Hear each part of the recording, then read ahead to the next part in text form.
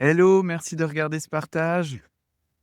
Là, le sujet, c'est la pleine lune. La pleine lune et l'éclipse totale lunaire que manifestement ici, on va pas voir parce que c'est tout gris.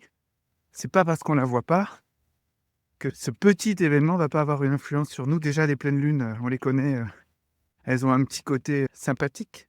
Pour certains systèmes, ça nous éclaire la nuit sur tout un tas de choses à penser.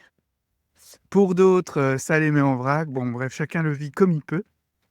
Mais là, en plus, on a l'éclipse totale euh, lunaire. Ça veut dire que la Terre va provoquer une ombre qui empêchera les rayons du Soleil de rebondir sur la Lune pour nous faire cadeau de sa belle énergie. Mais ça va se joindre aussi à ces belles énergies du printemps, là, bien exigeantes, qui poussent là d'émergence, de puissance, de voilà, une grosse montée de sève.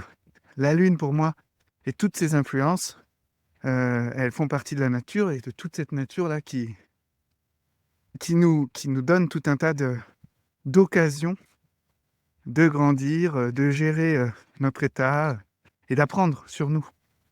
Alors ce week-end, pleine lune et éclipse totale, il nous est venu en parlant hier avec un groupe, c'est on va se retrouver dans le noir, ça va être exigeant, ça peut être un peu comme fatigant ou voilà, fatigant sur plein de plans, fatigant physiquement, il y a peut-être des gens qui vont avoir des petits symptômes, ça peut être fatigant au niveau mental, de la confusion, de perte de sens, ça peut être fatigant au niveau émotionnel. Ah, on n'en peut plus vraiment, on n'a plus la foi, on n'y croit plus trop. En tout cas, si vous ressentez ça, si on ressent ça, on peut le voir comme ça. C'est comme si on allait rentrer dans une chambre noire. Vous savez, ces chambres noires où il y a une ampoule rouge.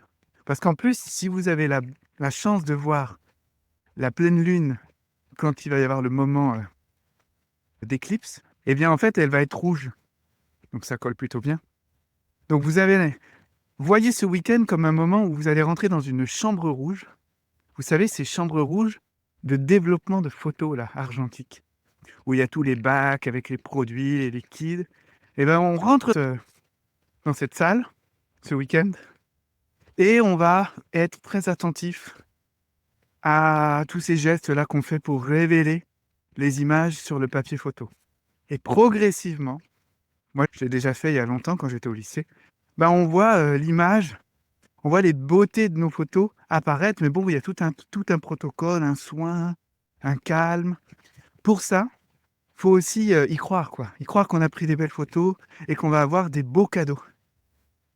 Donc ce week-end, il va être exigeant, mais à la suite de ce week-end, il y aura des révélations.